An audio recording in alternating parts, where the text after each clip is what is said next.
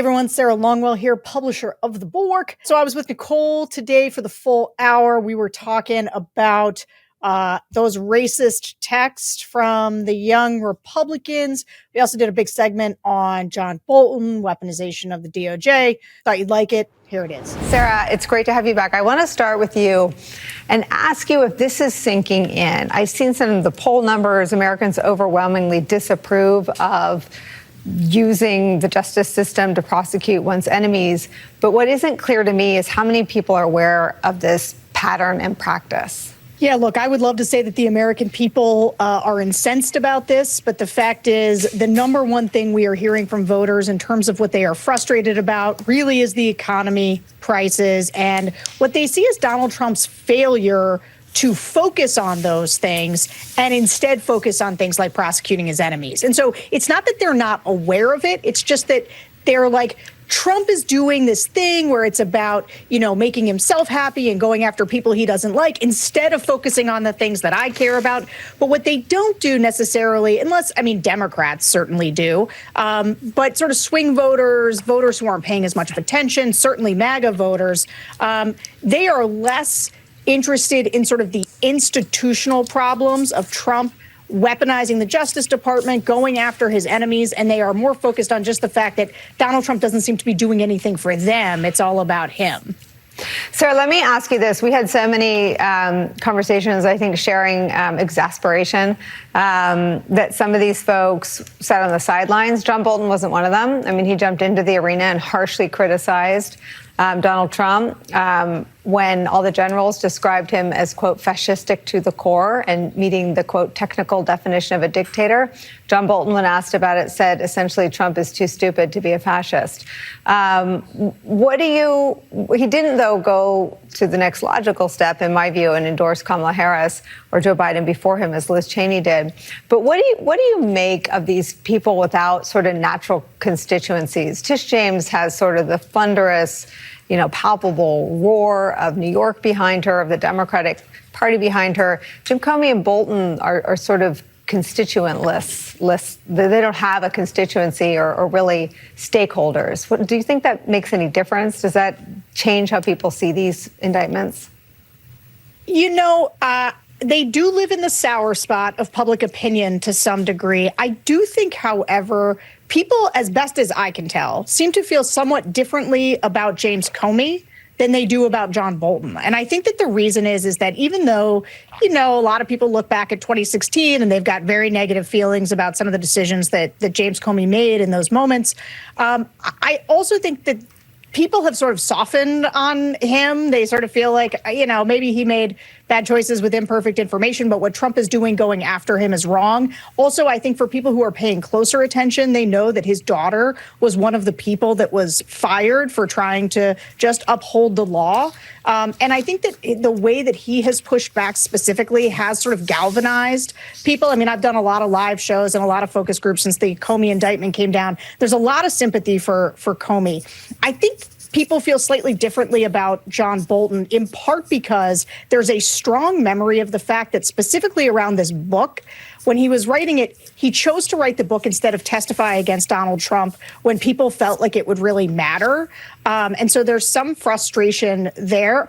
I will say one thing that the public is aware of, I think pretty clearly, is that John Bolton is being prosecuted for the very thing that Donald Trump was doing himself, which was keeping all of these documents, sharing them with people, showing them around when he had all of those documents at Mar-a-Lago. And so I do think people, though, even if they are not directly sympathetic exactly to John Bolton, they do think that it is unfair for John Bolton to be prosecuted for a crime and go to jail for 10 years for something that Donald Trump absolutely did in plain sight, tried to cover up, and then was reelected president subsequently. Sarah, let me come back to you. I mean, and I guess this conversation bears out your first point, right? That people may not be I can barely track all of the specific details of all the cases. But to the degree that this is where Trump's, intensity lies. That the most animated remarks he seemed to make all week in the Oval Office were these remarks, where he name checks a list of 4 additional political targets for prosecution, describes Jack Smith as a criminal, describes Andrew Weissman as a bad guy, talks about going after Lisa, who was, I forget who's puppet, and has been attacking Lisa Monaco, the former Deputy Attorney General, around the clock.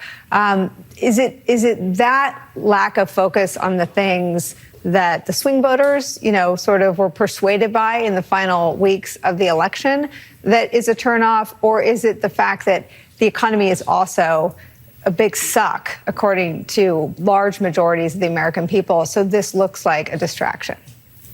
Yeah, it's that latter piece. I mean, boy, I just can't tell you. You ask people how things are going in the country, including Trump voters, and they do not think things are going well. And this is where vibes over substance tend to come in. Like they see the chaos, right? It's the shutdown. The National Guard is in different cities, and people will sort of put things on either side of the ledger, right? They'll say, well, I'm glad Trump is securing the border, but I really need prices to come down, and I'm really frustrated with it. And the more that side of the ledger of frustration, like, why is all this other stuff happening instead of, them making things cheaper? That was the thing that was promised to me. And so that is just absolutely what I hear. And it's the reason, I mean, if you're looking at the polling that is coming out around Trump right now, it is being chipped away at. He was down, the AP just came out with a poll today. He's down to 37%, and that is his lowest of his presidency. So people do notice. But I want to make just one last point on the documents case, because here's another thing people understand, which is when Donald Trump had the issue with the documents case, shortly thereafter, so did Joe Biden and so did Mike Pence. And now we've got a situation where, we've got John Bolton, who is sending classified information, allegedly. You've got the Signal Gate, where Trump's Pete Hegseth is just signaling out war plans that people could hack. You've got Trump himself using his janky social media site, Truth Social, to communicate with his attorney general.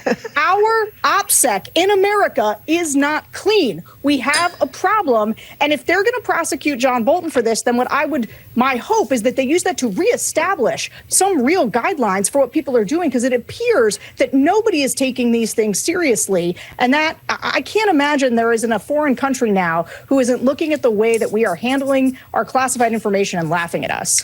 I mean, Sarah, janky made me laugh out loud and choke on my coffee. But I mean, I guess let me just follow with you, because you and I both know no one will. Because you and I both know that the guy on the Signal chat who put the reporter on the thread wasn't removed from his post because anyone was worried about the operational security of imminent, active, in the future war plans. It's because Laura Loomer soured on him and thought he was too closely aligned with the deep state. There is no one worried about what you just articulated. And the other thing happening, the other pillar of this is that they have completely dismantled the leadership of the FBI, the country's top law enforcement agency.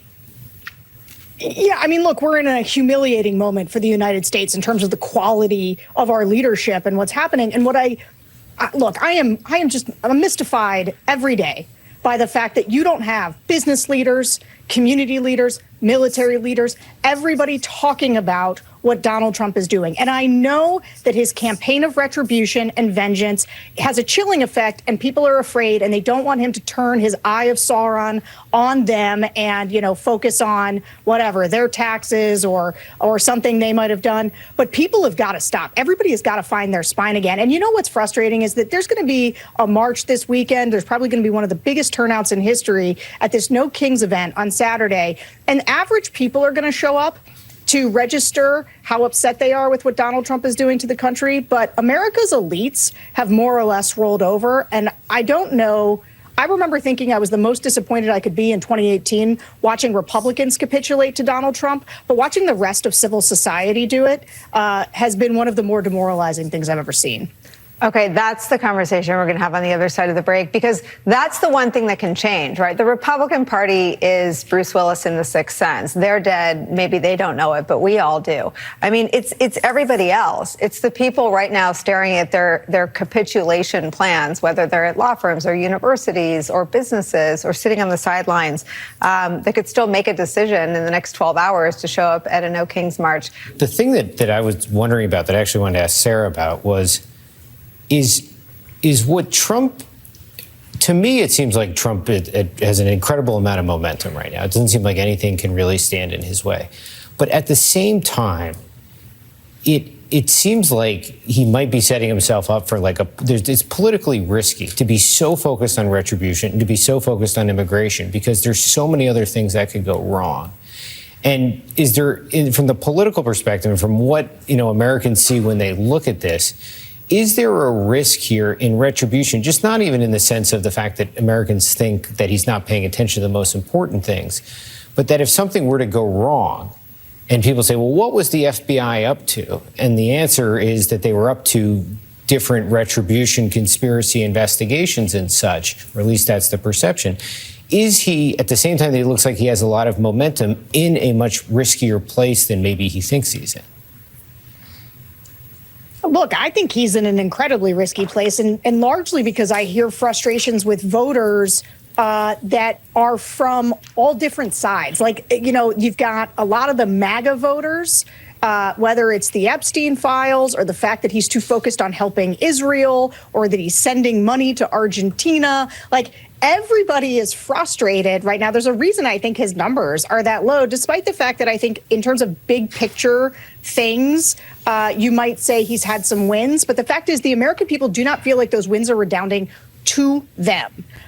They are glad, they want the border secure, but they think he's going too far with the ICE raids. And so, right now, the only way to fight back politically, right, there's really two ways. One is to show up at something like No Kings and demonstrate the opposition. And the other is for Democrats to win the 2026 midterms in a way that allows for real oversight, which Donald Trump is absolutely, he's so scared of, right? He's so scared of this oversight. And so for me, what I see as because Donald Trump, regardless of whether you think he's going to try not to leave, he's not up for re-election again. And so his real political liability lies in the midterms, and there being oversight from people that uncovers all the corruption that he's been doing, some measure of accountability. Because right now there is no accountability. And if I were some of these civic leaders who've been letting him off the hook time after time, I would remember that there's a future.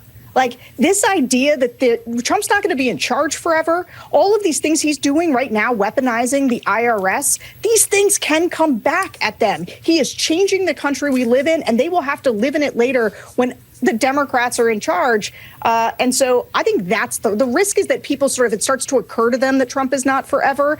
And they start to, at some point, say, I'm going to look back at the people who capitulated to this guy, especially when he leaves office at a 29% approval rating, because he did nothing about the economy and just tried to put his political enemies in jail. Republicans in the state of New York have moved to revoke the chapter of their state's Young Republican group. That move comes days after Politico unveiled a massive horde of Telegram chats that span more than 7 months, chats among the Young Republicans, who are all adults. We're looking at you, JD, and in many cases, leaders of their groups in New York, Kansas, Arizona, and Vermont. The thousands of pages of chats, many of which are too vile and graphic to put on television or even read to you, show how these Republicans casually make racist jokes and use slurs about topics like slavery, rape, Hitler, and the Holocaust. Peter Junta, who Politico describes as the most prominent voice in the chat, spreading racist messages, was running to chair the Young Republican National Federation and said in regards to his candidacy for that position, quote, everyone that votes no is going to the gas chamber, end quote. He apologized for what was said in the messages, but also caveated his response by saying he wasn't sure that they hadn't been doctored. Sarah, this story's been percolating for a couple of days, but what's new is that the New York Young Republicans has drawn a line where J.D. Vance wouldn't, and said they wouldn't tolerate this. J.D. Vance is chalking up the messages sent by, men and women as old as 40 years old as dumb stuff that kids do.